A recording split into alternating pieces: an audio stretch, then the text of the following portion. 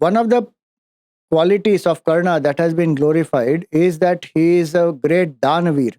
What does Mahabharata say about his being a great Danaveer? If we read Mahabharata, even at one particular place, Krishna praises him.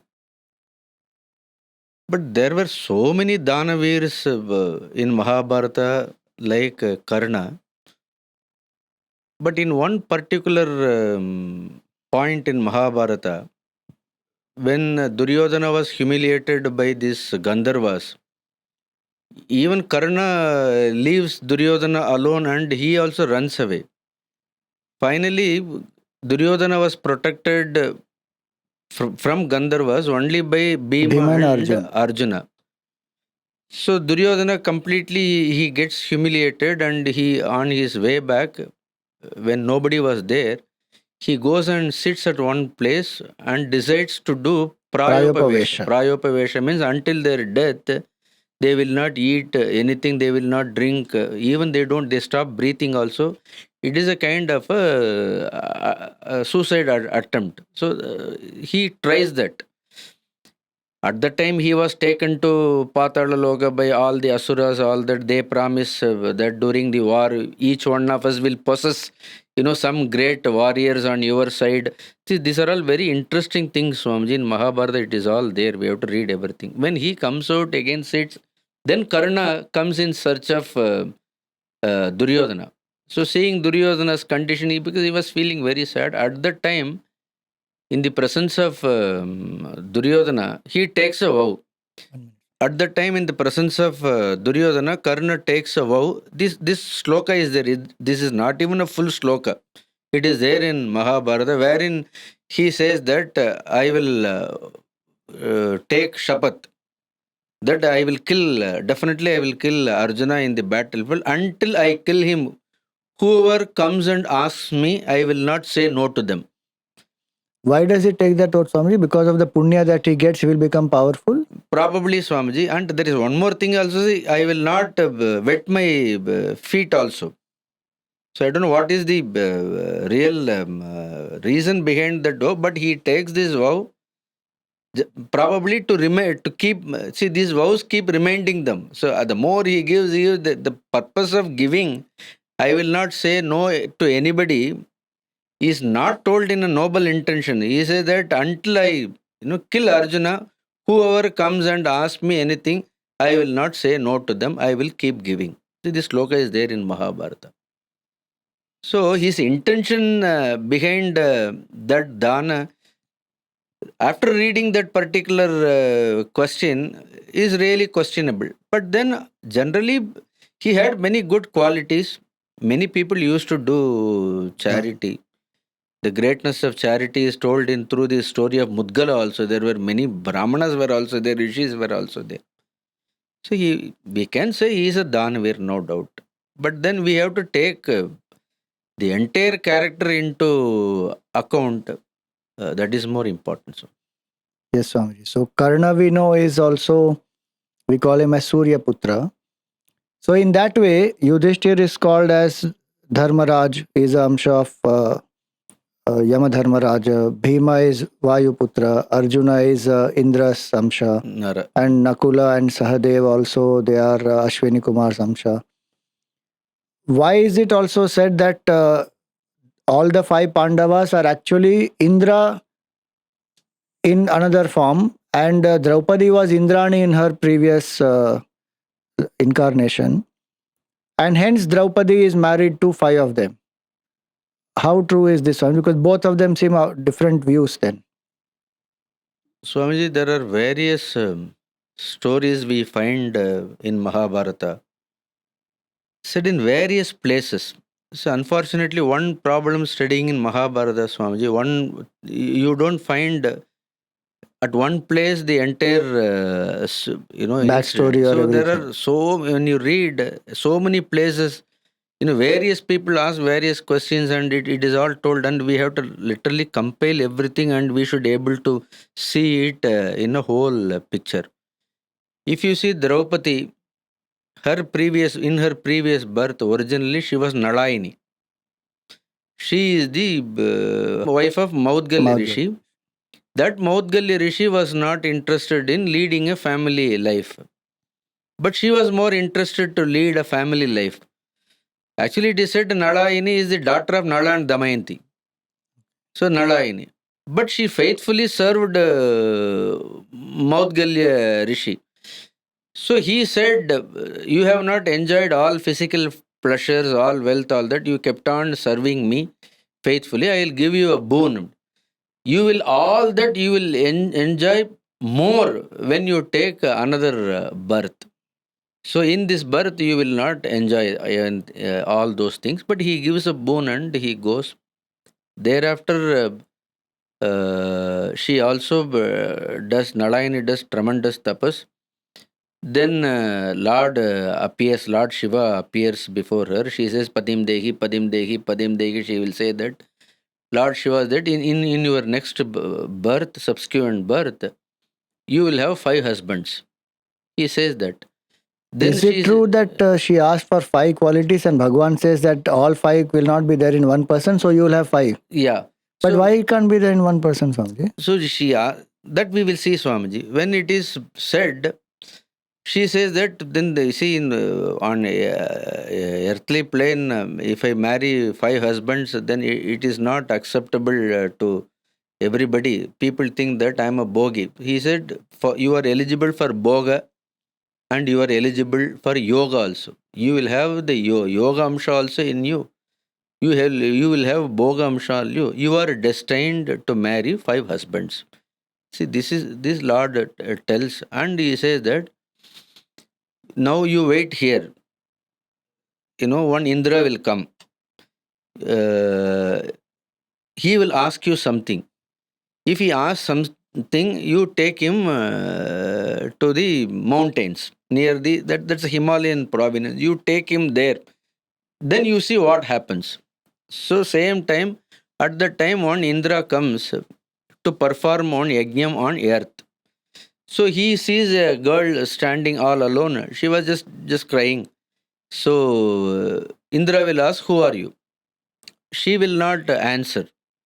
Then Indra follows, she just walks. Because she was told, when Indra will come, you just follow. When that Indra follows her, this Narayani, when he follows, there he will see 2 people will be playing, I don't know, we call it this dice. It is not exactly a dice. In Tamil, we call it as a chokatan. Chokatan means a kind of with stone only, small stones. They were one young Yuva and young Yuvati. They were just playing. So they did not notice this girl and Indra coming. So they don't even see Indra. So Indra gets angry. He says, I am Indra. I came and you are just playing. You have not respected me. Do you know who am I? All that, out of ego, he claims he is very superior. At the time, that young boy who was playing that this one game, he just looks at Indra. And Indra becomes standstill. He becomes like a stone. He was even not unable to move also from that place. At that time, he will tell this Narayani to touch that form. When it touches, he just like a building break, collapses. No, like that form literally is made out of also 5 elements, Swamiji. The form collapses. And there will be that Jiva will be there. That Indra's Jiva will be there. He says, like that I have seen so many Indras. And you think that you are the Lord of everything. But actually that is Shiva only. Shiva. That is Parvati. You think that, you always think that if you become Indra, you are the Lord of the world. This arrogance should not be there. Like you, there are already, I have captured 4 people. You are the 5th one. Go and you will not see the light also. So in that cave, when the last Indra, actually he only becomes Arjuna. When that last Indra also goes, he earlier says there are another 4 Indras are there who claimed, who showed their ego. Then Lord wanted to, it is not a punishment. Humble them. He wanted to humble their ego, make them, prepare them for some higher purpose. Then finally, all 5 Indras, they apologetically, they sought forgiveness from the Lord. Then Lord says that, no, I have forgiven you. That names also there. I think one Indra name is called Vishwabhug. Another Indra is called Budadama. So the third Indra is Shibi. Fourth Indra is Shanti. The fifth Indra is Teja. So these names are also there in Mahabharata. So all the five Indras, he say that now you are purified, you have no arrogance. But then five of you need to do some, for the sake of the Dharma, you should go down to on earth. And you will be, it is not out of karma or anything, because just to relieve the bhara of the Bhumi, because Bhuma Devi prayed to the Lord. So you will go and you will destroy all this adharma. So you five people you can incarnate. So they assume five forms of devatas. Okay. So each Indra, that is how Kunti, that Durvasa mantra is already there. Yes. So the core soul is one Indra. On top of it, one deity is also invoked. Actually, all five were five Indras only. But then there are five and she was different an Indrani before that. So that even though you are appear in different five forms, you are all Indras. So she is an Indrani. So when she is born, according to Maudgalya Rishi's boon, and Shiva himself gave boon, he himself gave, she will marry all of you. She will become wife for all the five Indras. So that is how she comes down and marries. This is one thing why in Mahabharata it is clearly told there are five Indras. Each one invokes Dharma, another invokes that invocation is done by Kunti. So these Indras, they come in that different forms. Then Draupadi is born as Indrani. None of them are born like a human being, Swamiji. We should understand that. Therefore, these dharmas are not meant for human beings. It is clearly, repeatedly, Mahabharata says, this one woman marrying five husbands, it is an exceptional case. It is only for, this is repeatedly said. Now, no woman is born like Draupadi. She is not born in the womb of anybody. She emerged out of that Yaja and Upayaja. When they perform yajna for, when the Panchala's wife, see it is said, Panchala wife also prayed their daughter for that she should have powerful husbands. See, there are so many things are said in Mahabharata, we should read everything. She emerged out of fire. And she grew up straight, she was born straight grown. Straight away, no, she is not an ordinary woman. So that we cannot, when we cannot apply, though she physically she had a normal woman body, but then she is a yogini. So there are exceptional cases. And five Indras also not born in Kunti's womb also. So one after another they are born. It is said it is Sadhyo Garbha, sometimes it is said that. But they were all invoked through mantras. Through the mantra. Sadhyo Garbha means what? Sadhyo Garbha means, Swamiji, there is one place where normal people at the third month they enter into the womb. The Jiva will enter at that time. Into the womb, and it is also called Garbha Naraka. Garbha is also called Narakam. So they have to go through that Garbha Narakam also. Some great souls, Swamiji, when they take birth through the womb, but then at the last moment, only the fetus will be the prana, everything will be there, Jiva will not be there. But then that prana is enough to retain that Garbha. It is said sometime last moment they will enter inside the Garbha and they will be born, so that the Garbha Naraka they don't go through.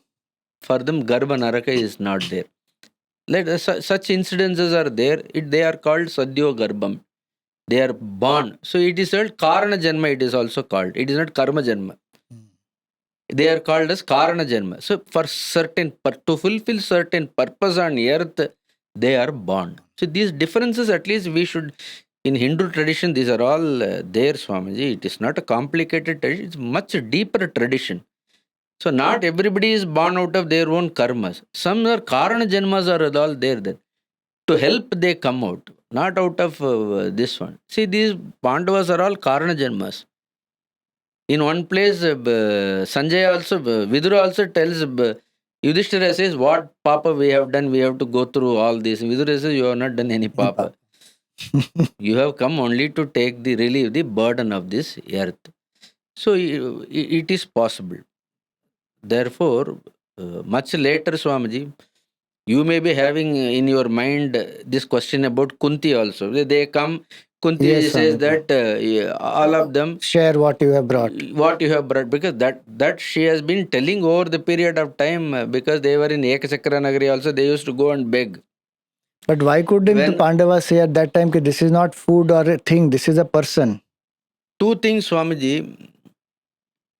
Probably one, see, Kunti is also not an ordinary lady. Whatever comes from her mouth, see, whether it is an object or a person or anything, if she says without seeing share, then they would have thought, see, they always believed in the power of Kunti's words. So there must be some reason. So a lot of discussions are going on in Mahabharata. Now, Swamiji, to elaborate all the discussions in podcast, it is not possible. But if you see Yudhishthira's actions, Swamiji, or closely if you study Mahabharata, he has taken guidance only from Vedavyasji. Up to one period of time before Krishna actually enters in their life. Actually, after marrying only they see Krishna. Until that, you don't see Krishna much interacting with the Pandavas in Mahabharata. When they were, after this Varanavata, this one, they were burnt, repeatedly Vyasa used to appear before Dharmaraja. Time to time, Veda Vyasaji used to guide him. And they knew Veda Vyasa is his grandfather. Correct. His father's father Fathers, only, yes. Veda Vyasaji. And they know that he is a great saint also. He is there right from creation time. Now, Veda Vyasa topic is totally different. No, repeatedly, many times he guides them what he supposed. So, his decisions are all guided by Veda Vyasaji. See, when they were from Ekachakra Nagari, when they come to know Swayambara is there, at that time Veda Vyasa appears before Dharmaputra. See, these are all known only to Dharmaputra. I am afraid whether other Pandavas are known or not. He says that you go, you marry. At that time, Veda Vyasa says, Sarve Bharya Draupadi Bhavishyati. She says, Draupadi will become wife of all five of you. This shloka is there in Mahabharata. Exact shloka, if you want, I can give. Now, Sarve Draupadi Bharya Bhavishyati. That means what? He says that you are destined. Pancha-Pandavas are destined to all the five Pandavas are married. So this you follow it. So when Kunti also says you share, so there was it all adds up. So actually, Dharmaputra feels for all this. He says, see, they are caught up between the present Dharma. One is a human Dharma. But then, during the Mahabharata period, Swamiji, to establish Dharma is very difficult because most of the people are fallen gods. Most of them are fallen asuras. In between, the ordinary human is also mixed. Even in the war also, that's what, the war is not fought with. Which dharma they will follow? Rakshasa dharma they will follow, or Deva dharma they will follow, or human dharma they will, because some ordinary people also there. The fallen Rakshasas also there. Their powers are different. They cannot be killed like other people are killed. They have to be killed differently. Bhishma cannot be killed just like that. Dronacharya can be. See, they all. Dronacharya is also a fallen god. Bhishmacharya is also a fallen god. And all this Karna is again a Rakshasa. Duryodhana, these are all fallen. See, the dharma is very subtle to understand. So what is dharma for me sometimes may not be your dharma. So it different person to person, places to places. So this clearly Veda Vyasa already tells Dharmaputra. Then Dharmaputra, he says it is Veda Vyasa uttered, then I should follow it. Then he agrees. When Panchala did not agree to get her daughter married to Panchala, Drupada refuses. Say, I have Arjuna only in my mind. Arjuna only won her. So I will give it only the Arjuna. At the time, Vedavyasa comes. Whenever there is a confusion, Vedavyasa comes and he takes Panchala king separately. I understand. But then this dharma is not meant for all other human beings. There also Vedavyasa says. Because you see them as an ordinary human beings, you have this confusion in your mind. And he takes him separately and shows, now you see all the Pandavas. Those No, he five gives Indras. Vedavyasa gives the vision to Panchala. At the time, he sees all the five Pandavas as the five Indras. And he sees Draupadi as an Indrani. And he says, you don't reveal this to anybody. I have just given you this vision. So therefore, it is right for them. But then this is not applicable. This dharma is Should not apply to humans. Applicable to humans. This is clearly said, Swamiji. So it is. So Draupadi is also considered one of the Pancha-Kanyas and very great, and we should remember them. And what is the reason for that, Swamiji? Because she also goes through so much of difficulties in her life, even though she has had a past where she has done so much of tapasya. She goes through a lot of these challenges in this life. Swamiji, if you read in the beginning of the Mahabharata, so there is a particular chapter. See, all these characters are, specified there. And their original roots, like you said that now Arjuna, Krishna Arjuna, when we say that Narayana. Krishna and Arjuna is Narayani Rishi.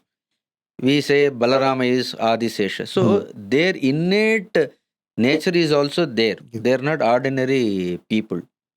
At the same time, for certain purpose They've taken a human form. If you see about Draupadi, Draupadi is indicated as Mahalakshmi herself. See, Indrani also is only one part. One part. Actually, original that one in, like we say that one dharma is also there for the Yudhishthira. Then one Indra aspect is also there. Like that in Draupadi, one aspect is Indrani. But originally, it is said that she is Amsha of Mahalakshmi herself. Mahalakshmi herself. Even in Tamil Nadu, strangely, in Tamil we say Silaikari Amman. So nobody knew what is the Silaikari. Silai means sari. So literally means sari god. Sari Amman. But that actually it indicates Draupadi. Because that sari was given by Krishna Bhagwan to protect her. No. So that Draupadi is, there are many temples where is even Draupadi name is not mentioned, but it will be Selaikari Amman. But that Selaikari Amman is Draupadi Amman. So she is like Sita is being worshipped along with Rama. Draupadi is also worshipped because one, she underwent the amount of humiliations, all that she underwent, I always say, no other woman underwent. And her devotion. What are the humiliations she has gone through? If you can just tell quickly, Swamiji. Swamiji, one that she was humiliated, in the midst of all the court. In the court of that, in the Sabha Parvam, one humiliation. Then during their 12-year exile period also, Jayadratha tries to abduct her. Kidnap. Not just abducting, he inflicts so much, physically, he tortures her. Then at that time, Pandavas were not there. She shouts, then Arjuna and Bhima, they come and they fight with Jayadratha. But before that, she underwent all that. And worst part, if you see, Swamiji, in that 1 year Ajñatavasa, where they were in Virata Parva, they cannot, disclose their real identity also. That she is Draupadi or Panchapan. In the presence of Panchapan, almost for 10 months, Kichaka, persecutes her. So 10 months, Draupadi was persecuted. Abuses, I can't say here. All physical, mental abuses. Even Kichaka kicks her on a stomach. In fact, she invokes Surya Bhagavan also. Her tapas is should be known there. She invokes Surya Bhagavan. Even in fact, Surya sends one being to protect Draupadi. That fellow fights against Kichaka. But still Kichaka, finally he has to meet in so many places. Draupadi, if you ask Swamiji, her tapas is mentioned in Mahabharata. But she clearly says that I don't want to waste my tapas to protect myself. Normally, tapasvins do not waste their tapas for themselves. I will undergo any amount of this one, but I will not waste my tapas. So he is a great tapasvin, underwent so much. No other women in this country had gone. But now I say that we sympathize with Karna. But nobody sympathizes with Draupadi. All the time we are saying that she married 5 husbands, But more than the comforts and pleasures that enjoyed, because she says that at least in this world, a person with one husband, they are very happy. But having married to all the 5 great warriors, I have never experienced any happiness, she says. But how much we should sympathize with Draupadi?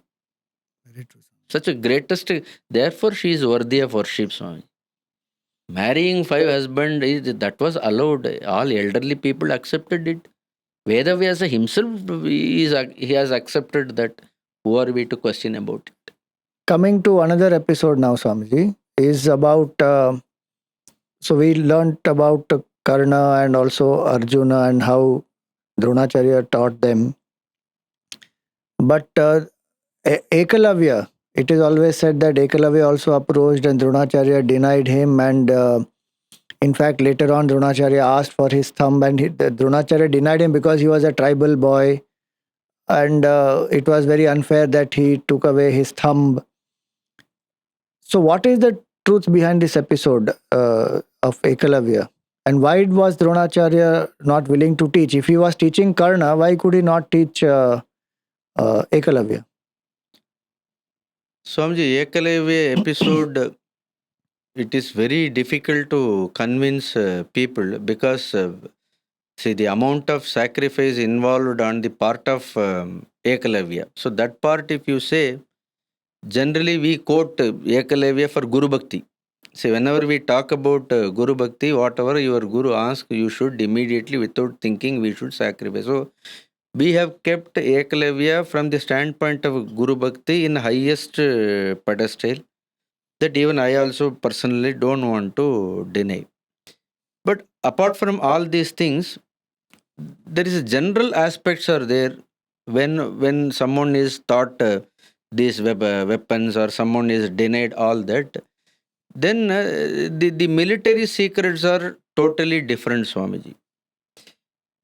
Even today, the military secrets are not taught to everybody, not revealed to everybody, only deserving people only. It was all given. Now, just because he belongs to the Nishad, they are all hunters. So Nishad, he was a Nishad. I don't know whether just because he is a tribal Dronacharya denied or not, that part is debatable. I do not know, because then Dronacharya was teaching it only for the Kshatriyas. No, Karna is also in all Lakshanas, they knew that he is a Kshatriya, and I said that a Suta is eligible to perform all the duties of the Kshatriya. Later, Parashurama also says that when he goes in the disguise of the Brahmana, he cannot be a Brahmana, only a Kshatriya can bear all that. So, not because of tribal, he was not denied. No, because of seeing their entire that history, the attitude, no, it doesn't hold good for all. So let us not get into that caste, this one. If you take that these are Nishadas, his Ekalavya's father name was Hiranyadanush. He was serving in Jarasandha's army. And these people are more loyal to Duryodhana already. More loyal to Duryodhana. Therefore, and Dronacharya had a soft corner for Arjuna also. So it is for the sake of the Arjuna also, Dronacharya asked his thumb. Now, whether it is right or not, all that I leave it to the people to take it. But then, keeping this in mind, in future if the war comes, military secret should not be known to everybody. That is the one reason he denies, but he blesses him. taking Drona's blessings only, he keeps that clay form of Dronacharya. He learns all. So Dronacharya knew that his form is being kept there. Certainly, Swamiji, there is a verse which says that he blesses him. So I cannot teach you, but he blesses him. Certainly, he would have known. But then, when Pandavas are in the forest along with Dronacharya, suddenly one dog appears and every part of that mouth is pierced with arrows. Then Arjuna suddenly he gets seeing that he suspects and Drona all that we that. So finally, for the sake of Arjuna only, he is asking. But then this battle war secret should not be known to everybody. Keeping that in mind also, Drona probably would have asked, we don't know. But then another generally they say that he asked only the thumb. And in archery, they say that thumb is not the main. Normally, these fingers are all most used. Thumb is only for a support. But a person who loses thumb will lose some kind of that advantages will go. Only thing his speed is reduced. They say that. But it is also that Ekalavya is capable of practicing doing all that even without the thumb also. Therefore, out of compassion, just to satisfy Arjuna, Drona asked only the thumb. Had he asked his hand, he has not asked his hand, all the fingers are not. Probably that will reduce his ability to what weapons in fast way he would have asked. But much later, as feared, Ekalavya and all, they were on the sides of Duryodhana. Now somebody asked me, did Ekalavya participate in Mahabharata war? Means we will read in Udyoga Parva and all, where Lord clearly says that, foreseeing this great Mahabharata war, so I have already, with the help of Bhima, I have destroyed Jarasandha. Another great warrior is Shishupala. I killed Shishupala also. Dantavakra also. I killed Ekalavya also. Krishna says in Udyoga Parva that I already, because these are all the power. He gives a list of powerful people. He tells this in Udyoga Parva to. In Drona Parva also it is repeated in Udyoga Parva. It says, all these powerful warriors are already destroyed, killed by me, keeping this war in my mind. If all these people, if they are alive, then this war will become more one-sided towards Kauravas. So, saying that, we can understand that they were on the side. So, otherwise, I don't justify what Drona did. But then, forcefully, it was not taken. He asked, Guru asked, and he happily gave his thumb. So, if it is forcefully taken, unwillingly it is taken, then we have to question. Here he asked, it is between Guru and disciple. Who are we to judge? True, Swamiji. Now we come to Yudhishthira, Swamiji, and we consider him as Dharmaraj and very righteous. The question also arises that was he really attached to playing the game of dice or gambling, as they call it? Was it his weakness? And why did he go there? And what were the conditions of that? Because many times it is said that certain conditions were put, like you cannot stop playing until you lose everything that you have. And so he kept on staking, people and himself and his brothers and then Draupadi, etc. So what exactly happened in that game of dice there, Swamiji? And why did he go there? Because he was also attached to it. Swamiji, it is if you want me to give answer, it will take a lot of time. In fact, I have exclusively spoken only on this particular topic for 2.5 hours. I have spoken. And many people always take that, tell me also that I take the side of Yudhishthira. I justify his weakness. All that they say. But as I said, I have no attachment to that Dharmaputra character. If he has gambled, it is wrong. It is wrong. If he has kept his wife also in that gambling. If you ask me, all that, if you see the act of gambling, all that, I don't support Yudhishthira in all that. And he paid the price for all that one part. But the another aspect, he is really attached to the gambling. It is because of his weakness he has kept all this one. He was completely, looted of his discrimination, so that he went to the extent of, in that intoxication, or in that this one, he kept Draupadi also and played. So these are all the questions generally raised, answered. Then I have only one answer, because I strongly hold on to one particular verse in Sabhaparva of Mahabharata, and I try to justify what Yudhishthira did it. At the same time, I know that about this gambling, all that I am not supporting, but then we should read it in that light. We should see his actions. I am only, our audience also, those who are watching, I am not taking his side, but I am only asking them to see the whole thing in the light of that one particular vow which he has taken. He takes a vow. After this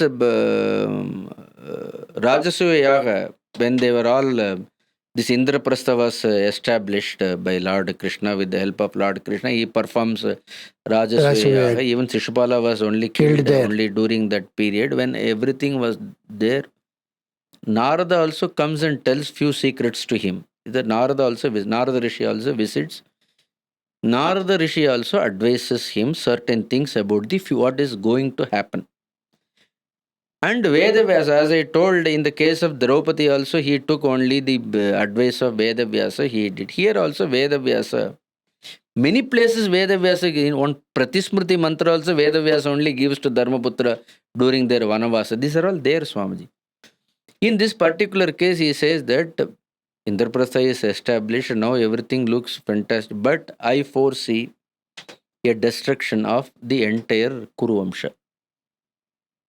And he exactly points out 13 years. In 13 years of time, a war will broke out. In that, the entire Kuru Vamsha will be destroyed. For that, you will be the sole cause.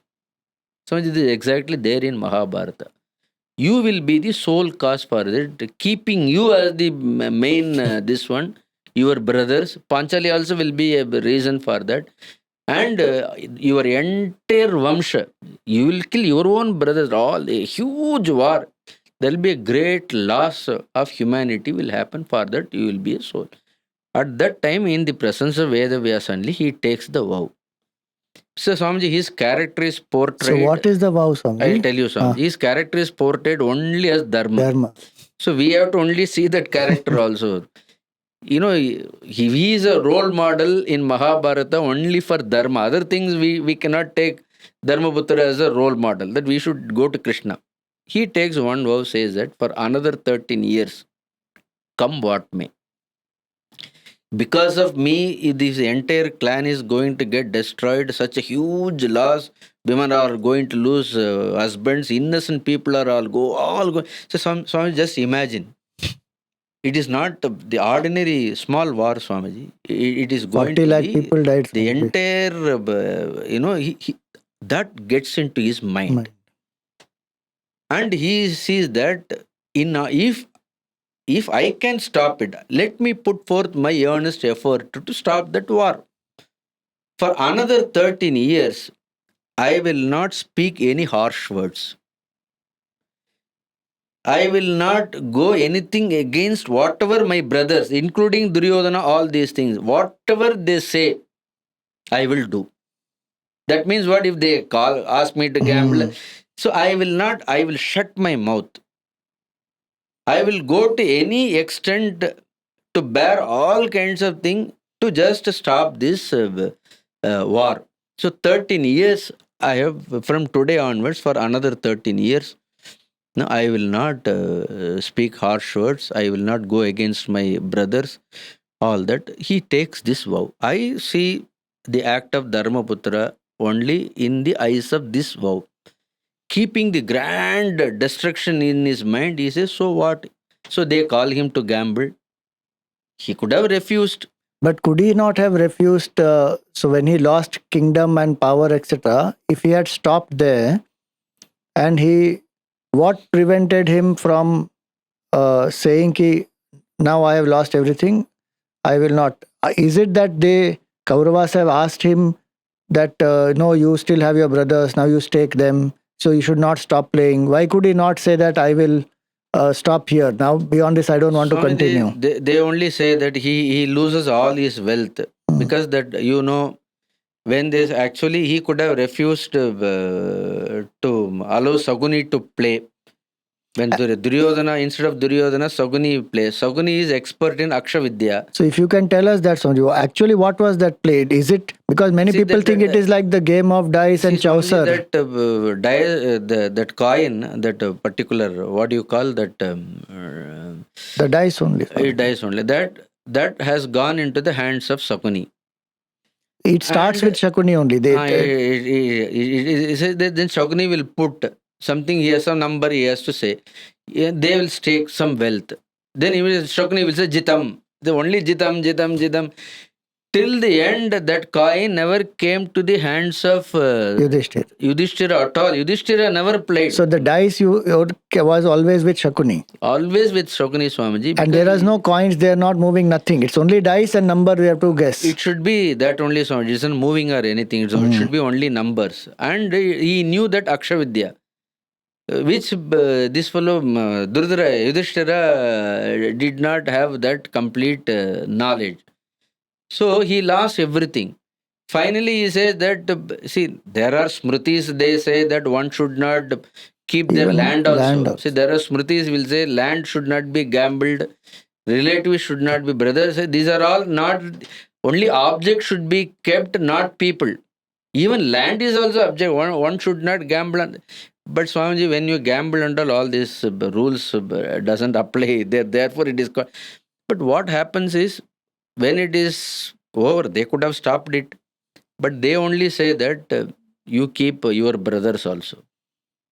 No, I don't think. But he is a Dharmaraj, no, Swamiji. He knows so much of Dharma. Still. But my only justification, Swamiji, keeping that, 13 years after that war in mind, he thought, if I get humiliated, so what? If my brothers get humiliated, even I am ready to go to any extent of losing everything, all humiliation, everything. But then at least, if this pleases them, let it please them. If they want to have all my kingdom, they are happy by taking all my wealth, let them be happy. By humiliating me, if they are happy, let them. At least for 13 years, I will put up with these people. Somewhere at some point of time, he thought, at least after so many years of enjoying, some point of time, if we sacrifice, they will change. He would have thought, so that I would not become the cause for this war. But what he thought, that it did not happen. But his reason for I don't think it is a weakness. Just he took this vow. Now Kshatriyas, when they take vow, he said, he was ready to go through to any amount of humiliation. Finally, he thought all this, if it satisfies them at one day or other, if they realize, and if they give back later, he thought this war will not happen. That's what actually, when all this has happened, Swamiji, they are left also. They said they were allowed to go also. So how did that happen, Swamiji? Again, what happened, Swamiji? How did they get back everything, Swamiji? Who? When first time they lose, then Draupadi is also humiliated. Yeah. Krishna Bhagwan comes and saves her. How does it come back to Pandavas? It is all when all these things happen, Swamiji. At that time, even Drona doesn't raise his voice. No. He speaks, the Bhishmacharya speaks, but then he doesn't speak in the most convincing way. Draupadi pleads, because first he lost himself and then he lost me, or after losing me he lost himself. All these questions and all raised. That is one part, but that is nothing to do. We are discussing about the Dharmaputra. Finally, Swamiji, when all this humiliation, everything is got, then Sanjaya, Vidura, they get into the act. They said, it is going beyond the limits. Now, too, they are all our own people. They are Pandu's children. They are our own children. Now, we should settle everything. No, it has all started as a game, but then it went into the extreme. But they are telling this among themselves, or they told to Dhritarashtra? They told to Dhritarashtra. Then finally Dhritarashtra also, then he says, now, then Dhritarashtra calls Yudhishthira. He apologizes for all that has happened. Now said, you just take back all your kingdom, whatever you have lost. You forget the whole incident, you just forget it, that it has not happened. Now, happened is happened. Now you happily go and live. And they were left. Is it also true that some versions, people say that Gandhari comes to know, and then she advises Dhritarashtra that, the curse of Draupadi is there and the whole Kuru Vamsha will die. You better return everything to her. Some versions like that also people are saying. And so because of that fear of what Draupadi says, your entire Vamsha will, because nobody stood up to defend her, it will perish. Gandhari, the first time when Gandhari meets Draupadi itself, she knew that all her sons are going to die because of Draupadi. Because she was also not ordinary woman. She also had all the tapas. Many times she advises Duryodhana also, but not much is told in Mahabharata. But in this particular incident, it is all decided by everybody, collective decision. Then Dhritarashtra gives all that kingdom. They were allowed to go. But see, this Dhritarashtra, peculiar character, when Bhishmacharya, Vidura, all these people are there, he will say yes to them. He will totally say okay. He has no his own standpoint. The moment this side Duchasana, Karna and Shakuni, all Duryodhana, they come and tell him, he will immediately yield to their words. The moment all these people go, they are also gone. Then even Karna also. Now we speak so high about Karna, but we should know what are all the injustice being by that. That Krishna gives the list much later in Mahabharata. He is the one who instigates Duryodhana to bring Draupadi. Bring Draupadi and remove her sari. Now we say so high about him. This was instigated by them. Not only that, he says that now all your husbands are dead. No, we say that he is insulted, but in front of everybody, she is a woman, not ordinary woman. She is a queen. She's their own queen, their own this wife. And instead of respect, he will say in front of everybody, now all your 5 husbands are dead. You choose anybody as your husband. Now you can marry anybody. Now you go and sit in the lap of... See, these are all the word a cultured person will talk. Now what we will justify? We cannot justify all that. All these 4 people, again they brainwash Dhritarashtra. Then one time, because they said they are going with all this anger, they will not spare us. They will definitely kill us. And I cannot tolerate Bhima's wrath. Now Bhima will come and he laments. Bhima took an oath, Swamiji, that is real, that I will drink your blood, and Draupadi left her hair open. He does it also. But only thing he says that I didn't drink the milk. Blood, sorry. I didn't drink the blood. I took that oath, I took that blood nearer to my mouth and I just smelled. But then I know that is forbidden act, drinking somebody's blood. I did not do it. But Krishna also, he scolds him for doing, sir. He kicks Duchasana's head and all that. He criticizes, he scolds Bhima for all that. This, when they say that at least one, now you call, we will settle this issue, because the issue is not settled.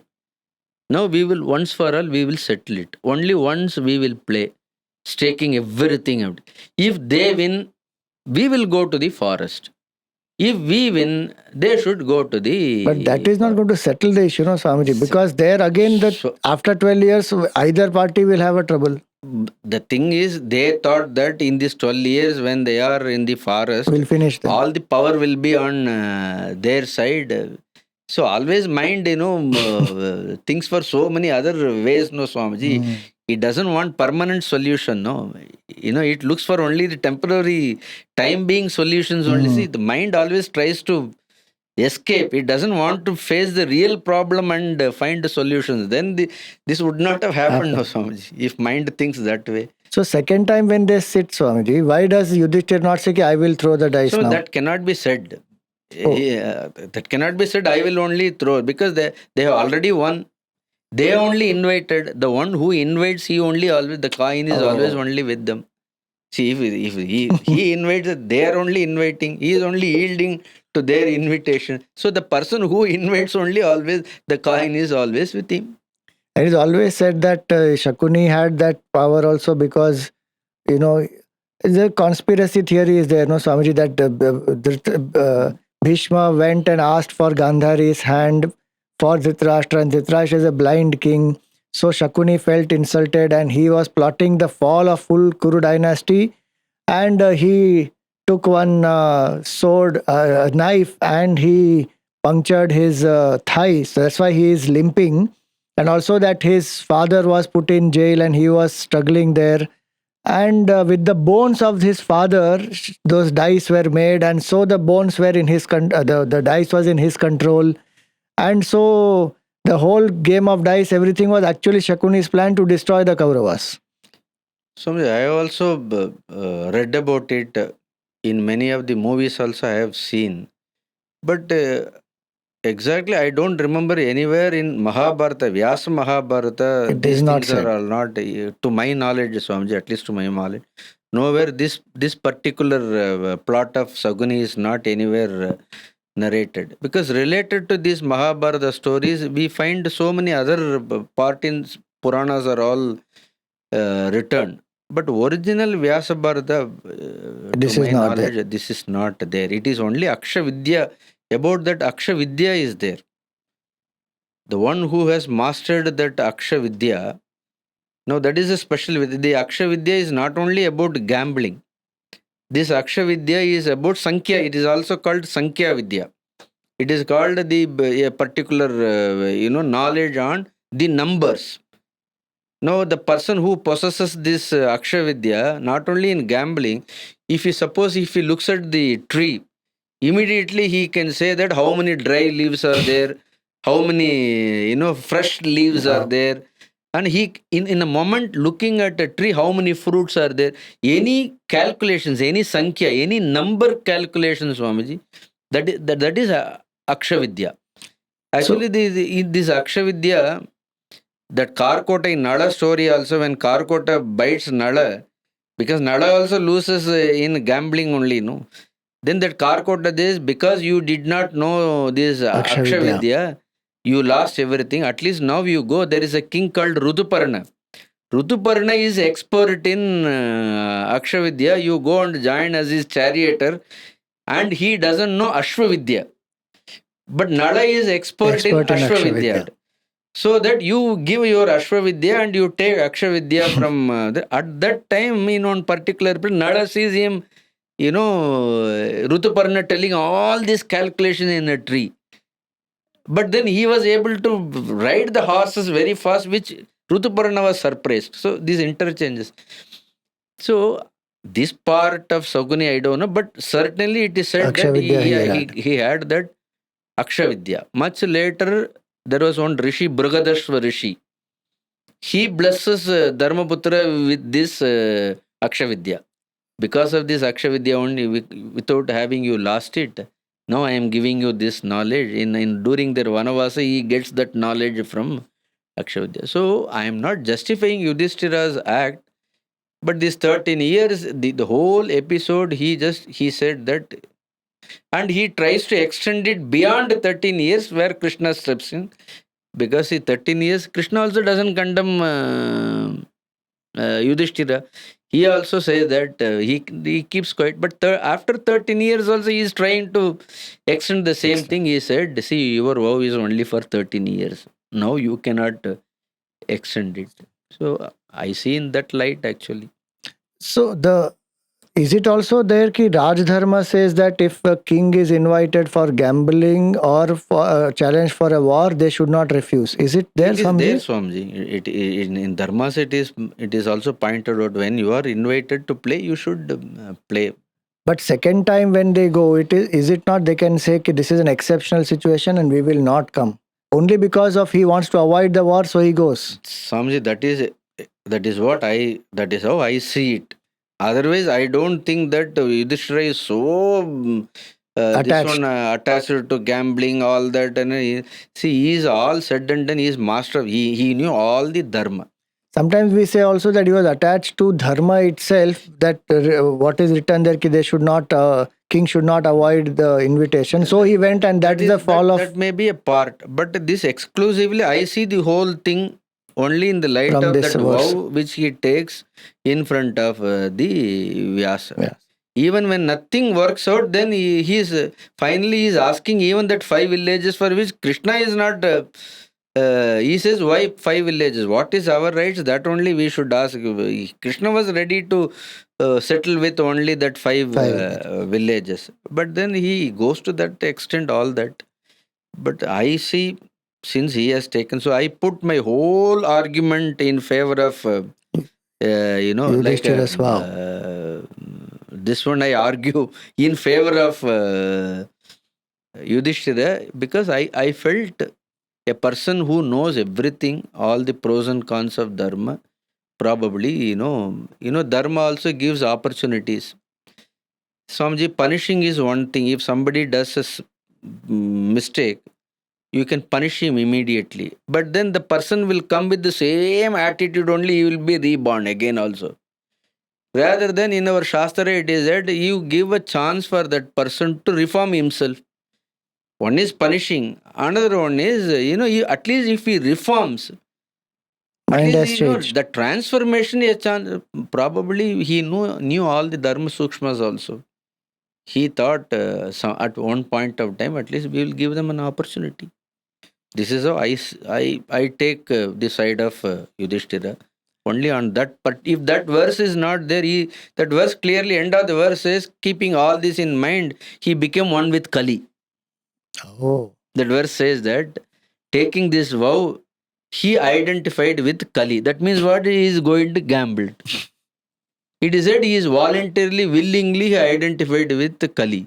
So he becomes, the Yudhishthira became one with Kali. It is written in Mahabharata. So one of the Kali's effect is gambling. Gambling, yes. So it's not out of any attachment. That's what I see. One place just before the war, Swamiji, like how Arjun becomes overwhelmed by attachment, Yudhishthira is also doubting whether we should take a war or not. At that time, it seems Kunti says that if a woman is insulted and Bhagwan is not respected, then the duty of the Kshatriya is to fight and save that society from adharma. And so Yudhishthira understands, and she also says that time that the reason why a Kshatrani gives birth to a son is for this, to protect dharma. There is a story, that Vidula story also. There is a great Vidula, that's a great woman. His son also, he doesn't want to fight. He becomes, like that. Then Vidula gives lot of upadesham to son. All that is told by Kunti also. So this thought process, why did this not apply in the game of dice when Draupadi was being humiliated? Why did Pandavas as Kshatriyas, even if they were, lost in the gambling, that game of dice, they could have broken that lower dharma to protect the honor of Draupadi, because as Kshatriyas, that is what they had to do, no, Swamiji. They should have immediately fought against them or, prevented this from happening. Why did they all become quiet there? Swamiji, if you ask this question, Dharmaputra lost everything in that gambling. See, they all, Bhima gets angry all the day. End of the day, Vyasa Bhagavan repeatedly told, as long as you are all together, then only you can, if at any cause, due to Draupadi or any other cause, if you start fighting If some division happens among yourself, then you will lose. These incidences are all there in Mahabharata. It is not that he didn't want to protect Draupadi or anything. That is there, But Swami. this is keeping this war. I always say that keeping that war in the mind, in the longer run, what is going to happen? They say that the immediate humiliation. See, Draupadi enjoyed. See, when all enjoyment is there, she was part of them. So when they are also undergoing humiliation, she is also part of that humiliation, because if Draupadi is not humiliated, Swamiji, anyway, they are all, this war is inevitable. One day or other, they knew this is going to happen. See, what is going to happen is one thing, Swamiji. Even if you know this is what going to happen, this is what destined to happen, still we are told, Dharma Shastra says, man has to put forth his own Self-effort. efforts to stop it, so that much later nobody will blamed. No, here the idea is they are trying to reform them. They are only trying to bridge a kind of a unity among the brother. They tried. So going to 13 years Vanavasa, even Ajnatavasa, see, these are all only they tried somewhere at some point of time. That is the Dharma has given time. Immediately punishing all that is our idea, Swamiji. So when they go for Vanavas, Swamiji, that time it is said that Draupadi is very angry with Yudhishthira, and she also, speaks some things which are not to be spoken, and Yudhishthira still remains calm at that point in time. What is that conversation, Swamiji? Why does she? What does she want him to do? Does she want him to immediately go and attack them? That's what she was very furious. He said, no, she uses very harsh words to the extent. He goes to the extent and says that you are not even a man. All that he says, and she says will to speak Yudhishthira like an atheist. He said, I don't believe in God, I don't believe in anything. See, immediately you should, then at the time he says, see, I have taken, this is the dharma I have lost. I have agreed to undergo this 12 years exile. And one, I say, I'm just following my dharma. Dharma eva manak Krishna. If I remember, there is one sloka is there. Dharma eva manak Krishna. My mind always abides only in dharma. Dharma vanijyakaha hinamaha. The one who trades with dharma, among the dharmavadis, he is said to be the lowest person. So now I am following certain dharma. So I don't want to react immediately. I don't want to be in a haste. I know all this injustice has been done. Everything is known. But all said and done, if all this could stop that war, I will go to any extent, any amount of humiliation. I will follow only this dharma. I will see. So going by this vow, Swamiji, is it not also that one of the reasons why after that 13 years when they are not returned the kingdom, they are sending Shanti Doot so that they don't want a war to happen. But then is it not also that then they are compromising with Adharma? Suppose Duryodhana has given 5 kingdoms as per Krishna Bhagwan's request there. Then is it not that Adharma still has happened? Because all the insult of Draupadi, everything, nothing is avenged. As well as whatever Kauravas have done, those injustices and attempt on their life, everything is just brushed under the carpet. And then what kind of Kshatriyas they are, because then they have not retaliated or anything, and that way any oppressor can do anything to anybody and exploit them, and then the person who has been the victim finally says, okay, I settle for this. Swamiji, when Yudhishthira requests Krishna to go for that samadhanam, that doot, Krishna says that I will go. But Krishna is at that time itself, see, Krishna's mind is very clear. Krishna clearly says that he will not ask for 5 villages and all. He will not settle with the villages. See, that is only the idea of Dharmaputra. But already Krishna has taken a different standpoint in his own mind. See, this still he was, he tried to stretch everything. See, finally also he does one stupid act to Yudhishthira. There I will literally condemn Yudhishthira. Finally also it happens. But here he says that I will go. I will tell what you asked me to ask, but then I will not settle with that 5 villages and all. Tomorrow the world should not say that Krishna was showing interest in this war. Krishna instigated everybody. World will not blame me. So I will Do what you also are saying. do my Purushartha. He says, I am also not God. He'll say that. Oh, I will put my Purushartha. I will earnestly. But he says that you try anything, you cannot avoid this it. fellow is not going to listen. He tells that he will not give anything. War is going to be the outcome. But still you are asking me to try. I say that nothing harm in trying. This is one. So he already knew their minds. Second, if they had given as promised the entire kingdom to them, then whatever the humiliation, all that they have underwent, all that cannot be justified by Yudhishthira, because he only played, gambled. Because of that, then that becomes part of Nullified. gambling. Ah. No, only 5 villages. Probably that is only the idea of Dharmaputra only. Arjuna also would not have probably got settled with that compromise. Even Krishna would not have, he would have certainly demanded the kingdom. If they have accepted only just 5 villages and settling that, Dharmaputra would have expect, even that stops the war, that big war stops. Then these people will be doing they will continue their adharma act. Then who will destroy them? So war would have broken up. That way war would have happened. So they were just waiting for him to totally refuse everything. So once that is refused, then their side of waging war becomes completely justified. They were waiting up to that point. But anyway, they didn't wage the war. This Duryodhan only said that land not even dropped by needle. For that decision, that point to come. That point to come.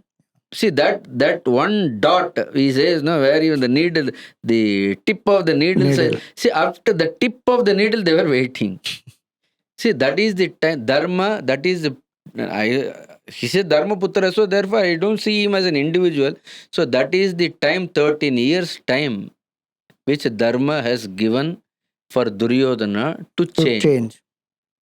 Then therefore it is said in our life also we commit so many mistakes. We are not punished immediately. Not everybody is punished. So that means there is a system in human this one where if the person does it, so he is given some opportunity to transform. If he transcends that, then naturally, finally, the inevitable they have to face. One of the objections raised, Swamiji, is that when Pandavas have take Draupadi and they have also done adharma. So the war is finally, it's not that Pandavas have never done anything wrong and Kauravas are doing adharma. Pandavas have also staked themselves, their people, everything else, and then humiliation of Draupadi happened. So the war, how is it between dharma and adharma, Swamiji? Is it not a war between, maybe we can say lesser adharma and more adharma? Swamiji, I have clarified my standpoint very clearly. All the act of Dharmaputra, I am not on the side of gambling, all that. I am not encouraging gambling. I am not justifying all that. But the 13 years that vow which he took, because of that he has done everything. That is the strength of his character. So otherwise, that entire Dharmaputra character you cannot justify if you say that he gambled voluntarily, because of them he staked his brother's wife, all that. If it then means we cannot call him as Dharmaputra at all. So then that character loses the weight. Then Dharma itself becomes questionable. So Pandavas, we can say, did a mistake, but they, in that sense, when they have done gambling in that sense, but the intention was to prevent the war. This is only my standpoint, Swamiji, based on the vow he has taken. Now, many people think that I argue like a lawyer for Yudhishthira. But after 13 years, when he extended, where Krishna himself gets so much angry with Dharmaputra, Krishna doesn't want Dharmaputra to interfere in anything. There in my talks also, I have criticized Dharmaputra a lot because Dharma is also a Purushartha only. It can also have its own limitations. Dharma is not the supreme Purushartha. Above Dharma, there is one Moksha Purushartha. For that, Lord alone, sole property for that Moksha Purushartha. So, compared to Artha and Kama, Mahabharata says Dharma is any day better. For the sake of Dharma, you can give up Artha also, you can give up Kama also. Suppose Draupadi and all his brothers, entire his wealth, all that you keep it as Dharma, Artha and Kama. In order to protect the Dharma, we can say that, see, he sacrificed all that only to retain Dharma. Then Dharma is also becomes valuable. That character has a weight. Yudhishthira character has a weight. But if that vow is not taken, only his gambling is, we take only that part. Then if you blame completely Yudhishthira, then Dharma itself becomes questionable. That character loses weight there itself. Then you cannot look up to Dharmaputra at all. There is no point in reading Yaksha Prashna. There is no point in reading Shanti Parva also. Then what is the use of going and asking all the dharmas to Bhishmacharya and other? See, one justification, I don't even therefore call it as mistake also. For me, if you ask me, I said it is a sacrifice. I say it is a sacrifice in a larger picture. But after that, if he starts, even one point I would like to say, Swamiji, he extends, when all the war is over, so many people have lost their life. And this fellow goes and hides in Duryodhana hides in the lake. In that lake. When he comes out, he tells that you choose any one of us. Yudhishthira is saying to Duryodhana. Yudhishthira tells this to Duryodhana. You choose any one of us, and whichever weapon you want, you take that weapon and you fight with us. Suppose if you win, we will give back all our kingdom. If we lose, see, this I call it a stupidity. So Dharma has its own limits. Now our Gurudev also used to high-handedness should be met only with high-handedness. That means you cannot justify terrorist act also. Then that means you are going in line with, see, your Dharma has taken the side of the terrorism. Then such country will become so weak and you will become, you lose everything. That is not Dharma. That is weakness. See, until that point, I always justify Dharmaputra saying that it is not a weakness. Beyond that point, if you do anything, if you put ahimsa at stake and you all the time say ahimsa, ahimsa, ahimsa, only you follow ahimsa, the other fellow is not willing to follow ahimsa, then ahimsa, you don't put your ahimsa on country. You do individually. Ahimsa is an individual quality. You practice ahimsa, but you have no right to put that ahimsa on the country. There, that he has done so much adharma. Finally, suppose he says he invites you, he calls you, and he takes gada. What will happen? Then Krishna interferes. He says, step aside. He uses such harsh words towards Yudhishthira, Krishna. He says, you have no business. You step out. He takes over. Krishna takes over. That's what Dharma is also not the highest Purushartha. So up to one point only I take, because keeping that character and Dharma, up to one point only we can appreciate. Beyond that point, whatever Yudhishthira said, all this asking for 5 villages, asking Duryodhana to choose someone. See, all these things are act of Duryodhana. Even personally, I am not on his side. So coming to Ahimsa, Swamiji, the choice that Bhagavan Krishna gave to Arjun, that on one hand will be his Narayani Sena, and one hand he will be there, but he will not lift weapons. What is the reason why he took that choice? Why will he, as a Kshatriya, and when there's a war between Dharma and Adharma, why is he saying, I will not lift weapons? Swamiji, in that war, one simple thing is there was no need for him to kill anyone. Because it is all who is going to kill anybody, who is going to kill whom is all. See, it is all, they have already taken all the vows. It is not that being a Kshatriya, he did not escape from the battlefield. But he's He not became doing. see, it is a duty of the Kshatriya. He can become a charioteer also, like how Salya became a charioteer for Karna. So he was ready to do Saratyam. But that is because Arjun chose him as a Sarathi, Swamiji. But as an individual, as a king, he's a king of the Yadavas. How can he say that I will not lift weapons? My army will be there, but I will not lift weapon, because that's his individual choice. But he is not only an individual there; he is a king. Swamiji, when it is required, he did lift, Swamiji. That is only to teach Bhishma, and he lifted that chakra. He felt there was his presence itself, Swami. Sometimes, Swamiji, the strategy is more important. Because that I understand, war strategy, everything was. It came from Krishna. Is all done only by Krishna. Where to place the weapon, where to place all that. So he felt when Nara is there, the Narayana need not to take a weapon. So but that way he has killed so many others, Swamiji, and he has fought so many wars. In that particular war, he has said that I will do only Saratyam. In order to, he stand. Now, Balarama did not wage exactly, war and he fires Balarama for that at the end when but Balarama. Balarama is also Kshatriya, but then he doesn't participate in the war itself. He went away for Saraswati Nadi Yatra. He goes, even Vidura is also did not participate in the war. See, that is individual choice, Swamiji. Whether to take weapon or not is an individual choice. But then, because of that, he is also made his intentions very clear. I have taken this personal vow. There also he is teaching. I am taking a personal vow. But if dharma, if it is required for that, if I have to break my vow, I am ready to break that vow also. So the individual vow is not greater than protecting the dharma country. So that is also a lesson. No, he is ready to take that ego or individuality is not there. He's made it very clear.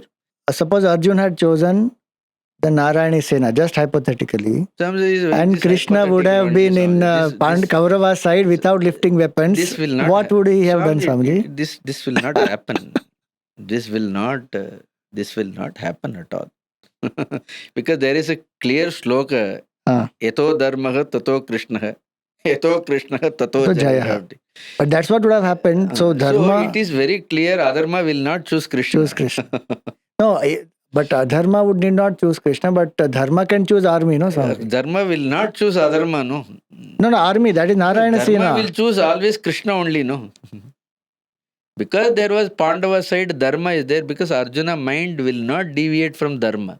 Dharma will always choose only the Lord, Swamiji. It is not the material of the Lord, Dharma will not choose.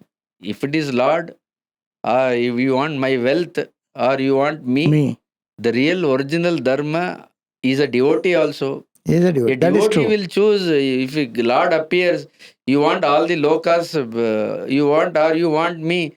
Certainly the devotee will choose only the Lord. So at any cost, Arjuna would not have made wrong choice. Even if the whole thing goes against, he would have chosen Krishna. Swamiji, Bhishma, should he not have gone against Dhritarashtra long back to prevent the war? Like what Yudhishthira is trying to do to prevent the war, Krishna is trying to do. So many people have tried to do, Swamiji. Bhishma, being so much anchored in knowledge and dharma, etc., should he not have told Dhritarashtra so clearly that there is nothing doing, you don't allow this war to happen. You give the kingdom, and whether Duryodhan likes it or not. Swamiji, his standpoint is kingdom belongs to them. Kingdom belongs to them. He is there only as a caretaker. He is there only to. These are small things I will come. And he repeatedly advises them. See, all that happens, he advises them that we should not, he advises in favor of Pandavas, all that. But in the end, Swamiji, one sloka, he confesses to Yudhishthira. Finally, he confesses. He says, Arthasya daso purushaha. Artho daso na kasyachit. Artho dasaha kasyachit. Idi satyam maharaja. And kauravehi arthena badhyatena. See, that one sloka clearly indicates, like one sloka, there probably he has expressed all his weakness, that he was bound by their comforts. Loyalty for them. See, even Salya had to fight because he took some comfort from them. Duryodhana, then Salya had to fight. Then he confesses it. But he tells all that, but then he doesn't directly interfere with their decisions. He is not the decision-making authority, because the decision-making authority is only the king. So that's what he fights for them. But finally he confesses. Arthasya dasa purusha is very powerful shloka. There is one line which is very often quoted about ahimsa, Swamiji. Ahimsa paramo dharma. And then the next half is joined to that saying dharma himsa tathaivacha. Is that shloka there in Mahabharata, Swamiji? There is one shloka, ahimsa paramo dharma is there. I don't know about the second part. Ahimsa paramo dharma is this shloka is quoted by Shamika Rishi to his son, that Shringi. When he curses Parikshit Maharaj, he said that he is a king, you should not. See, we are all tapasvins. For us, ahimsa paramo dharma, in that context it comes. But many places about the emphasis on individual ahimsa comes at many places in Mahabharata. Maybe. Even I read in the Mahabharata, it was said that in Shanti Parva itself, Bhishma, when he is talking to Yudhishthira, it is interesting, I understood from that Bhishma is a strong proponent of vegetarianism, Swamiji. And in that context also, he is telling to Yudhishthira that a Brahmana has to follow ahimsa, and why ahimsa is so important, and he is talking in the context of vegetarianism there. See, even in Bhagavad Gita also, Swamiji, when Lord gives Upadesha to Arjuna, there also ahimsa comes. Ahimsa comes. That is more of... No, because this line, the second half, is utilized to say that the Mahabharata war was to protect dharma. Like that, if we have to protect dharma and we have to fight, that then we should fight. No, Swamiji. Fighting against himsa is ahimsa. No? Correct. So people are misunderstanding ahimsa paramo dharma as ahimsa is only non-violence, but individually if you apply, collectively also we have applied and our country has suffered. Swamiji, there is something called general dharma, samanya dharma is there. Swadharma is there. Swarupa dharma is there. You can differentiate these dharmas. What is in Samanya Dharma, ahimsa is generally told only in Samanya Dharma. But Swadharma is greater than Samanya Dharma. In Swadharma, you have to fight. Kshatriya has to fight. Then you have to follow only Swadharma. What is applicable in Samanya Dharma? You should not kill anybody. But then when it comes to you have to kill your enemy, then Swadharma is greater than Samanya Dharma. So we cannot apply Samanya Dharma rules in Swadharma. Then if somebody goes for Swarupa Dharma, then you cannot talk to him about Swadharma. So the Dharma also has gradation. Now we come to the war specifically, Swamiji. Always it is said that Pandavas finally won because of the cunning tactics or manipulation done by Sri Krishna. And they used adharma only finally to win the war of dharma. And so finally what has won is actually adharma which has won and not dharma.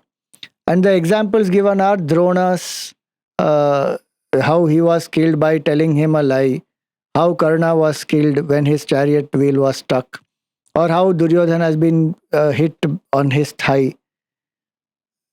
So how do we explain this one?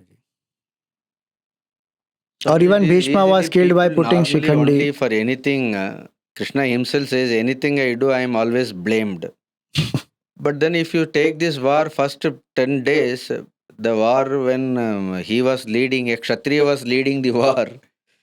Only when a Brahmana started leading the war, all the problems started. I openly I'll tell, because his dharma is different. All said and done, he may be a great, but then his nature, Dronacharya, by nature, there is a Brahmanatva is there. Now when Bhishmacharya was fighting, things were going properly. Where Adharma started, now Swamiji, if there are terrorists are fighting, now we have to destroy the terrorist. That is more important. Now if they are not following any dharma, if you ask that only we have to follow dharma, the other person, opponent, doesn't follow dharma, then war becomes, then it is not a war. In a war, whatever the opponent, whatever the strategies he follows, you supposed to follow that only. Now, where Krishna made all this, now as far as Dronacharya is killing, coming to the point, Swamiji. Bhishmacharya, see, before the war started itself, they knew that it is difficult to kill Bhishma. It is difficult to kill Dronacharya. So Yudhishthira goes to them along with his brothers. He is seeking their permission, because I don't know how to kill you. Because with our own efforts, unless you give up, we cannot kill you. Therefore, you yourself, tell us the Vadopaya of yourself. At that time, Bhishma says, now I won't tell. Appropriate time when it comes, I will. You come and ask me. When right time comes, I myself will tell. That is what on 9th day or something, when they go, he says that now I have already resigned mentally. Now you all can't kill me directly. The only thing is you keep Shikhandi in front of me. That is told by Bhishma only. Bhishma only gives permission. And Drona, in the beginning itself, he says that if you fight against me, you cannot win over me. He says that anybody comes and says an apriya word, a word which I don't like to, that a word which I doesn't like to hear, that too from a trustworthy person. If he comes and tells, I will keep my weapons down. So then alone you can kill me. He also gives his all secrets about the method of which he can be killed. Is it said, Swamiji, that Dronacharya, the way he was fighting, finally Devatas come and tell him, what are you doing? And this is going to... Swamiji. Even Bhishma trespassed, Krishna got angry. Because these people, it is a human war. They are not supposed to... That's what Krishna says. If you invoke your weapons, all the Devata divine weapons. If I invoke Sudarshan Chakra, what it will happen? In 1 minute, this war will end. Am I not abiding by Dharma? So where they have also, even last day, Dronacharya also invokes all that, and he kills so many innocent people by invoking all that divine weapons. That's what Krishna is asking him. Now you tell the way in which he wanted to get killed, we will kill him in that way only. Otherwise, he would have killed. Krishna would have taken the weapon. He would have killed. I have no doubt about all these things. Right. He did. And when it comes, they blame all these people who blame for Dronacharya, Karna. Where they went when Abhimanyu was killed? It was started by whom? So the war rules broke after the Abhimanyu's killing. Till then they were following. They were following. Then they started fighting in the night also. They supposed to stop with the sunset. But that Gatotkaja, that if you see that the 13th day or something, the war went on when the Dronacharya took his reign, because they killed Abhimanyu. 7 people, Kritavarma, Ashwatthama, Drona, Karna, Kripacharya, Duryodhana, Duchosana, 7 people surrounding. At least in the case of what Adharma he did, at least in case of killing Karna and Dronacharya, there is a lot of Adharma involved in their character. They deserve that kind of a punishment. They should not be killed normally. They deserve it. Because Dronacharya kept quiet even in that Sabha. When Draupadi, he is an Acharya. He is supposed to have raised his voice. See, Dharma we should not take only at only that in that period, one point Swamiji. in time. It is. Usually we should take that quantum. Correct. That character, we should say that. One reason I will go, people don't agree. He kept quiet because she was Drupada Putri. Yes. If it is Ashwatthama's wife, if some other lady, do you think that Dronacharya would have kept quiet? One reason for, I feel personally, I may be wrong. But as a common man, I suspect because Drupada Putra, he kept quiet. Because Drupada he was insulted by Drupada. And that is strange because he got back the kingdom of Drupada also in Guru Dakshina. He returned it. He humiliated Drupada also, and still he is holding Dvesha against him. Dvesha against him. That why? At least he could have raised his voice. At least he could have walked out. Only Vikarna spoke. In the war also, Bhima will, he will say that Vikarna, I don't want to kill you. You are such a nice person. Vidura walked out. Only two people walked out. The Krishna said, I don't spare any of these people because they don't deserve. Swamiji, sometimes we should not go by names. We just say that okay, they have done mistake, they have done. They have done. And they have a young 16-year-old boy, young boy. He was completely disarmed behind. This is what when people who support Karna, when Karna wheels got stuck on the ground, Krishna asked Arjuna to. At that time, he will talk about this is not dharma. He will say there are 9 points Krishna tells to Arjuna. Karna himself. Karna himself. Yes, yes. You are giving a pravachan about dharma now. I will give you 9 places. All these places you have not followed dharma. See, when it comes to you, you want us to follow dharma. When it comes to all other people, you don't want it to follow dharma. These are all the 9 places you flattered from dharma. And you see, you tell me now, you teach me now about dharma that I should kill you in a dharmic way. You don't deserve to be killed in a dharmic way. I can give 9 points, Swamiji. One by one I can tell. He is starting from, see, you are the first person to ask Draupadi, Duryodhana to disrobe Draupadi. Is it dharma? And you asked in front of everybody, you have lost all your husbands. You see, go and sit in anybody's lap. You can marry anybody. You uttered this word. Krishna says that. And when one reason is when the Yudhishthira is brought, when Duryodhana wants to play with Shakuni, you should have told Duryodhana, this is not dharma.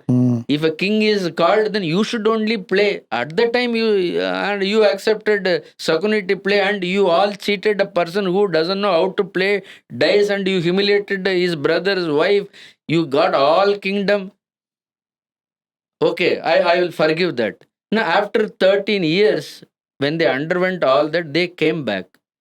They asked their kingdom what belongs to them. And your friend refused to give him. At that time, you are in whom said, did you tell Duryodhana, no, we are supposed to give? You said, don't give. You are also instigate. See, on your strength only, Duryodhana was doing so many things. Not even on Bhishma and Drona, actually. He was not believing, he was not listening to Bhishma or Drona because of you. Because of your one person. See, if I tell all these things, people think you are against Karna. There are so many other points are there. Like that 9 points. Now, first Abhimanyu. Who disarmed Abhimanyu? Did you stood in front of Abhimanyu? You went and you are hiding behind the Abhimanyu, and first you are the first person, you disarmed his weapon. Then all other people hit, and you are all watched. Where dharma went? What right do you have to speak about dharma? There are 9 points he tells.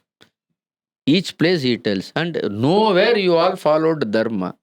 Suddenly when it comes to your killing, then they blame Krishna. Nowhere Pandavas or Krishna trespassed any dharma in.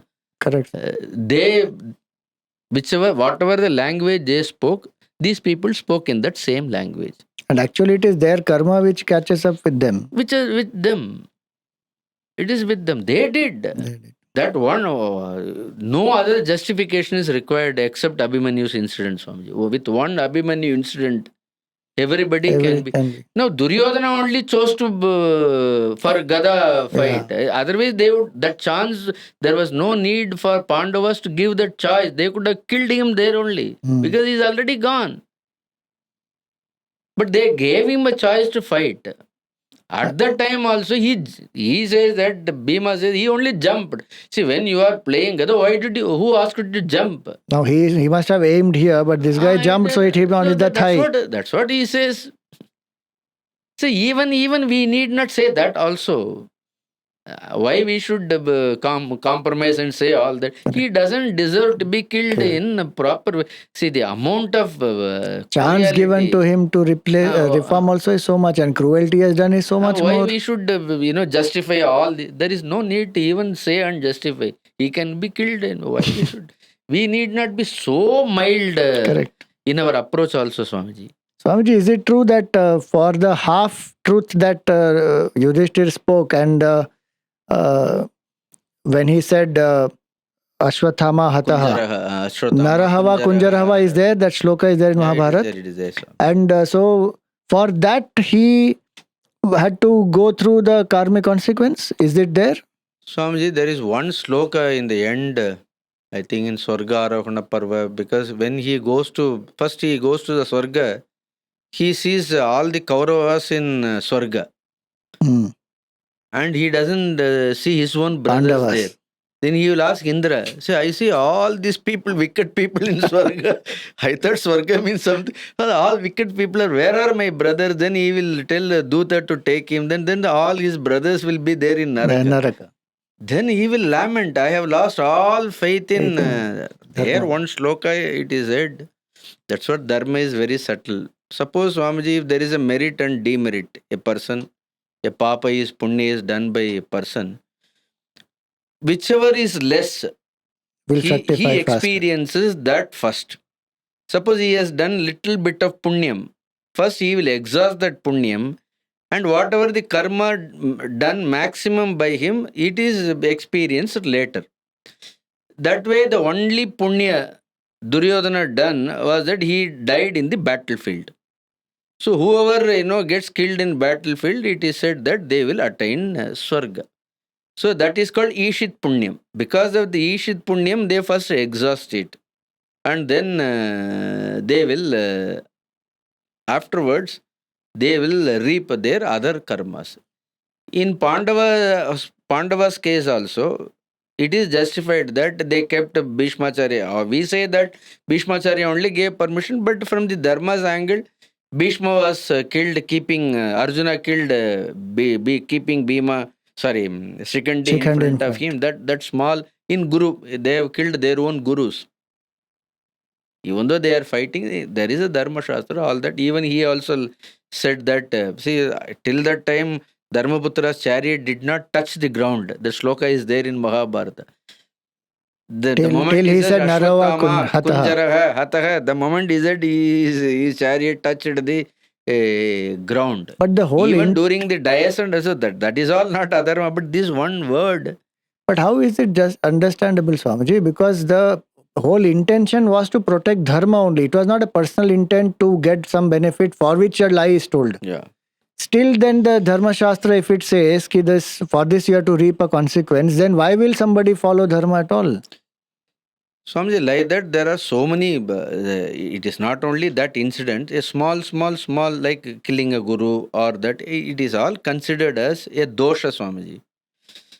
See, Sadoshamapi Karmani in Gita also Krishna says, see, anything you do, some kind of a dosha, a defect gets into a person.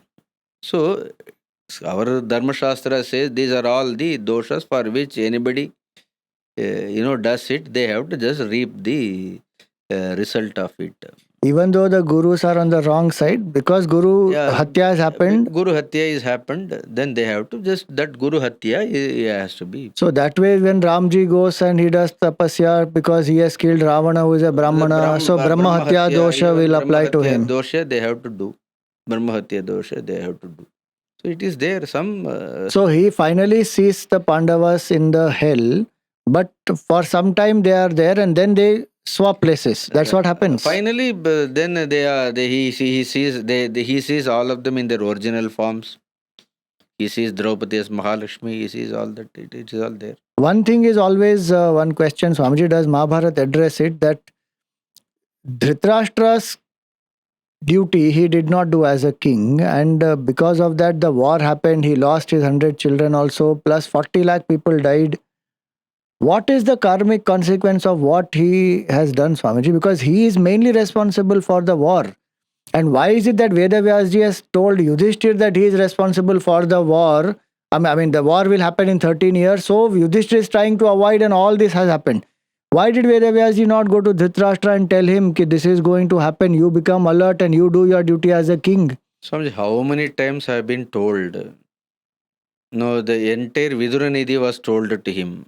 That Vidur, etc. has said. So now what is the karmic consequence of that? Dhritarashtra should get no, Swamiji. Swamiji. It will have its own karmic consequences. But then only one solution for all these karma, Swamiji, what a person realizes it, the mistakes. One is he repents for it. Then he has to undertake enormous tapas. If a person repents all that and he does all that, tapas has all the power to destroy. In the right attitude, it is done. He has to really repent. He should really feel for it. Then all the individuality, everything is done. If the person ultimately does tapas, in that tapas, the karmas are burnt. But then he himself was burnt. He caught up in fire only. Yes, Swamiji, but that was little, again, I had a question there. Because in Bhagavatam, it is said, after the war is over, Pandavas, they start ruling. And Dhritarashtra, every day he will tell, I want to do this much done, this much cows and this much. And he tries to trouble Yudhishthira, but Yudhishthira keeps supporting him. And Bhim gets very upset and very angry. And why are you still supporting? So he continues to torture the Pandavas in his own way. And finally, Vidur tells him that now we should go, and then they go to forest. And then it is written there that he meditates there. He realizes the truth. And then the body is just burnt in Swamiji, fire. That is very strange, Swamiji. Purana talks about the importance of the doing the tapas. He talks about. Here actually he has not realized all that. Probably he would have gone to Gandharva Loka.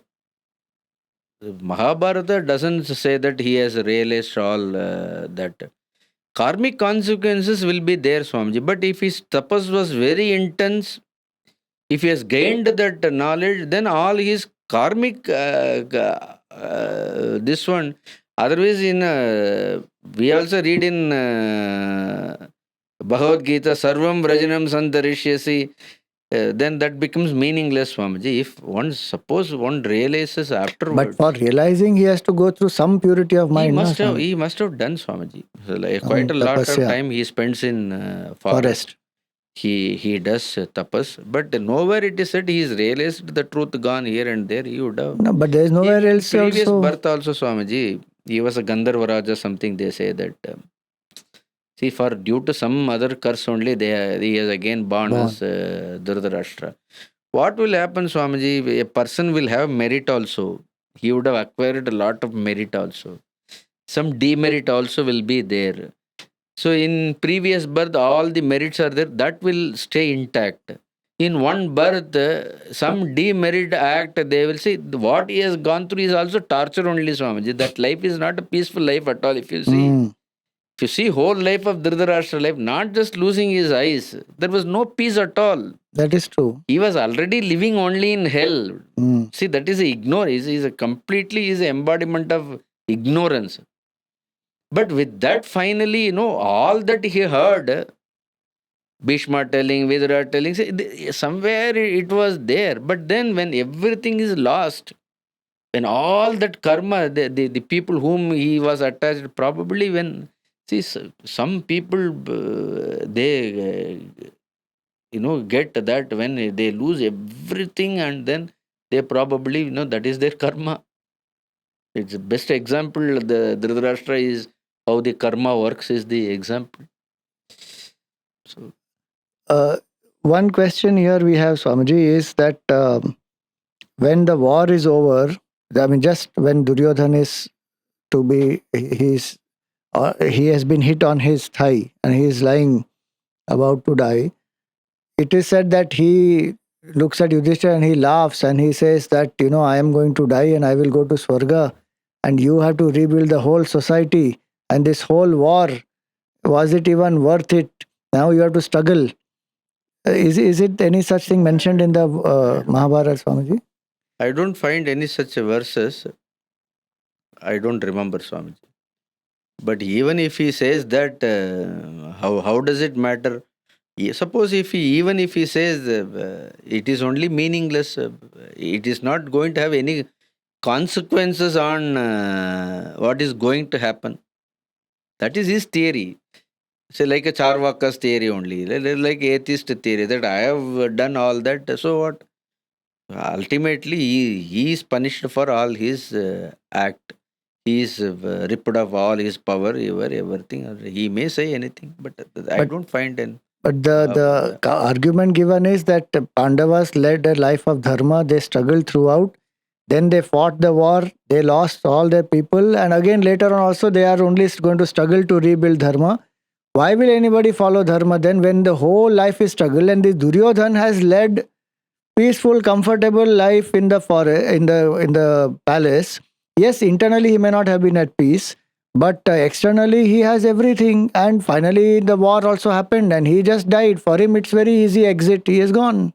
These people, from birth to end, everything is struggle for dharmic people. If you take the creation as a whole, in that one particular period of time in creation, the adharmic force has to be completely wiped out. You see, the number of adharmic people died during that period. If you take in the entire time of creation, where dharmas were followed, all that people lived. See, this one particular period that way it is only a small period. And Pandavas came only to bear all this because no one else can bear that kind of that needs enormous. Karna Janma, so only Pandavas had that kind of a capacity to go through what they underwent, Swamiji. No other ordinary person would have not gone through. That paved way again to re-establish dharma. The society is like that. There will be always dharma. That's what we say. This whole creation itself is not why we say this real, because there will be dharma will be established. Again, what will be there? Adharma will come. Then these things will. This is the part of this creation. So Bhagwan Krishna's avatar itself, when we see, and so many adharmic kings died and killed. But when Bhagwan departs, Kali Yuga starts. It will start. And so again, some people even question that Bhagwan Krishna's avatar itself is not successful because when he left, again Kali Yuga started. It is not. We can't say that, Swamiji, because it would have helped so many souls to evolve. See, end of the day, Swamiji, this creation is meant for evolution.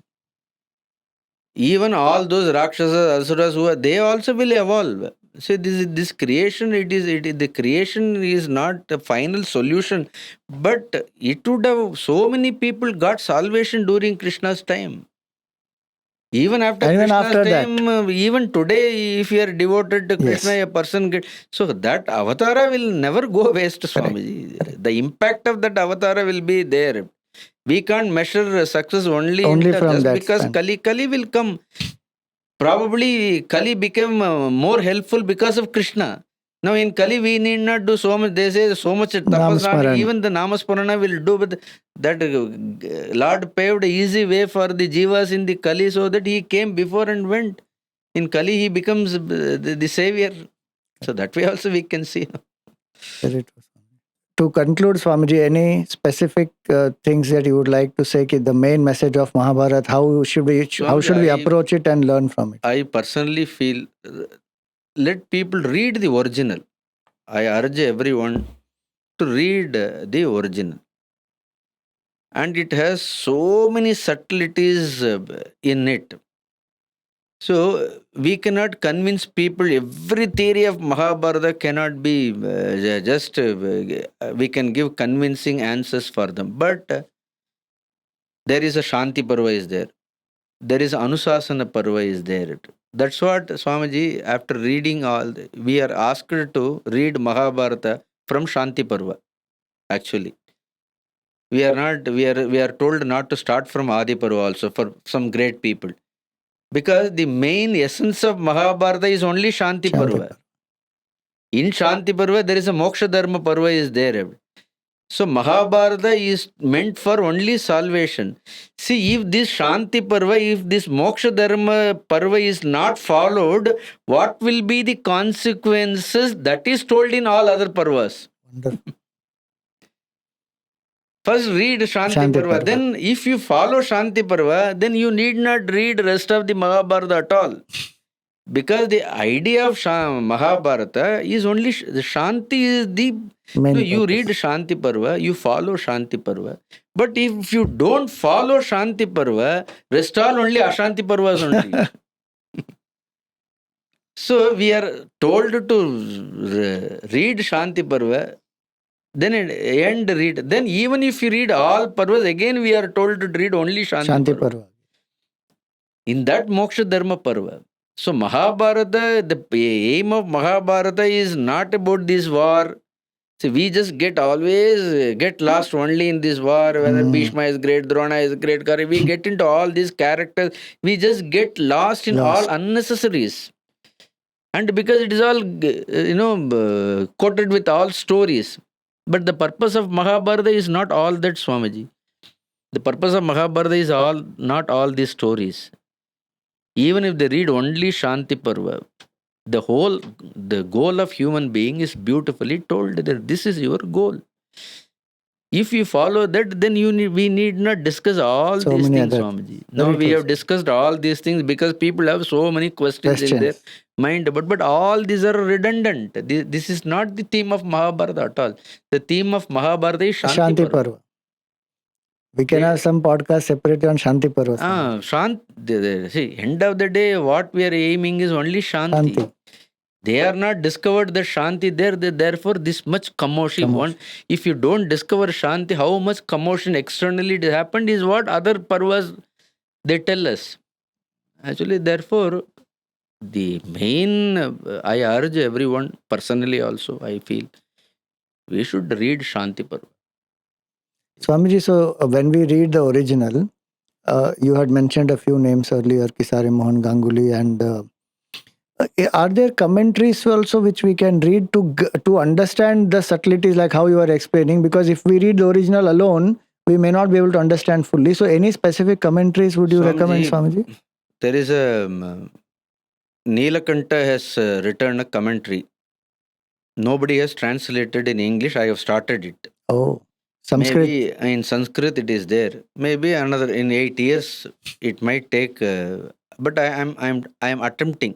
Wonderful. I have started to translate the entire Neelakanta commentary for Mahabharata. Studying Mahabharata itself is very difficult, but to study commentary for Neelakanta, it is very. But then I have just started it. I am not very ambitious, but I started. There is original Sanskrit commentary. Neelakanta's commentary is there, mostly on. He may not have commented on all these characters, all that. Probably it is a lot of more of the word. Now the Vaishampayana word is taken and it is commented. How that word Vaishampayana comes, like etymological. Then a lot of Vedantic perspective for Mahabharata is given there.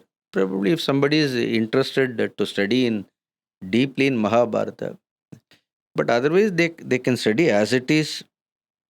They can observe it, they can try to understand it, and then it will reveal. Thank you very much, Swamiji. It was very enlightening and many new facets we came to know. And I hope we are inspired by the Itihasa Mahabharata. We are inspired to read the original and more inspired to live the dharmic way of life and finally attain Shanti and Mukti. Hari Om. Jai Shri Krishna.